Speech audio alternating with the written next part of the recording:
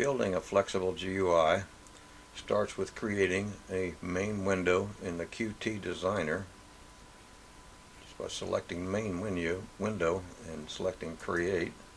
Now you have a new main window. The first thing we're going to cover is menus. So we'll click over here on menus and we can see we got a list of menu items here. You don't have to use them all. Anything you use is discovered magically. So we'll start with the menus. Got to press enter, and this is a menu header. It doesn't do anything. Now we'll start typing here.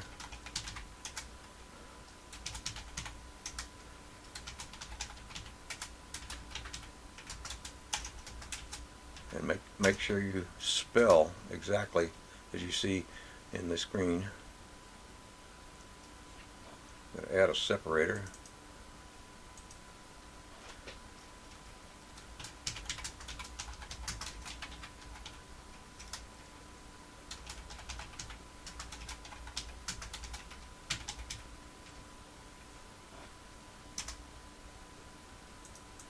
Double click to add that separator.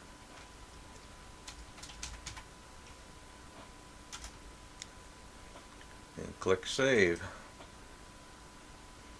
Now to add toolbars using these same menu items, you add a toolbar. That's a right click. Here's your toolbar. You go down here to your action editor right here. Expand that out. So now you drag your actions into the toolbar